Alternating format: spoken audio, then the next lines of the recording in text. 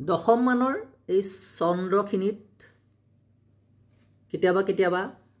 পদ বা পয়াৰ দুলৰি কুসুমলা ইয়াৰ ওপৰত অহাৰ উপৰিও জ্যোতি পৰ্ব চৰণ আৰু স্তৱক কাক বোলে লিখিবলৈ আহে এটা জ্যোতি কাক বুলি কোৱা হয় মই বহিখন দেখাই দিছো জ্যোতিৰ অৰ্থ হ'ল বিৰাম জ্যোতি দুই প্ৰকাৰৰ অৰ্ধজ্যোতি আৰু পূৰ্ণজ্যোতি যেনে হেনখুনি জাম্বৱন্ত ধাইলা মহা বলৱন্ত এই উদাহৰণটো দিয়াৰ পিছত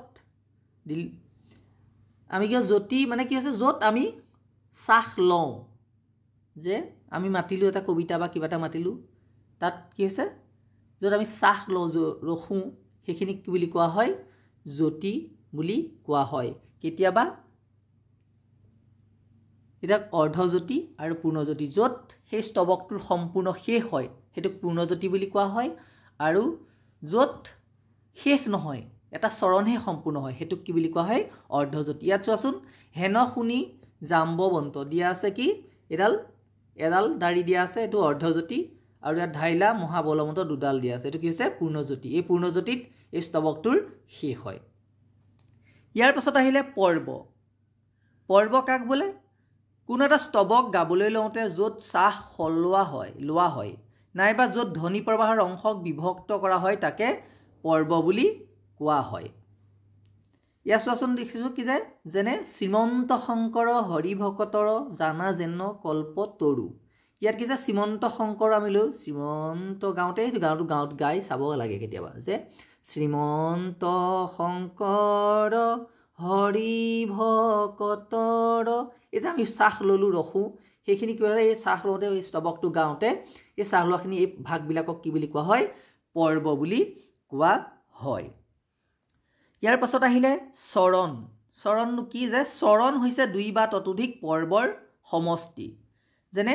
আমি যে শ্ৰীমন্ত শংকৰ হৰি ভকতৰ জানা যেন কল্প তৰু এতিয়া এটা কি হৈছে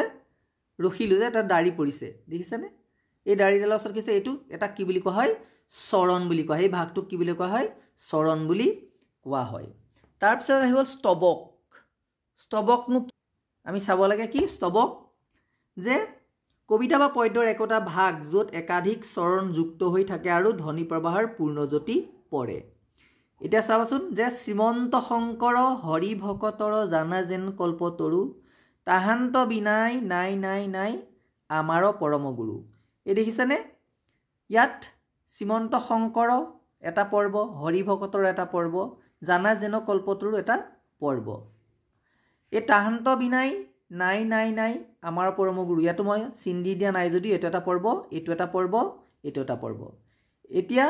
এই তিনিটা পৰ্ব লগ লাগি এটা চৰণ হৈছে আৰু তলৰ তিনিটা পৰ্ব লগ লাগি এটা চৰণ হৈছে এই দুটা চৰণ লগ লাগি কি হৈছে এটা স্তৱক সম্পূৰ্ণ হৈছে সেইটো কাৰণে কৈছে যে কবিতা বা পদ্যৰ একোটা ভাগ য'ত একাধিক চৰণ যুক্ত হৈ থাকে আৰু ধ্বনি প্ৰবাহৰ পূৰ্ণজ্যোতি পৰে আমি এই ঘোষাভাগ গাওঁতে মই ঘোষাটা লৈ আহিছোঁ কবিতালৈ নগৈ যে ঘোষাভাগ গাওঁতে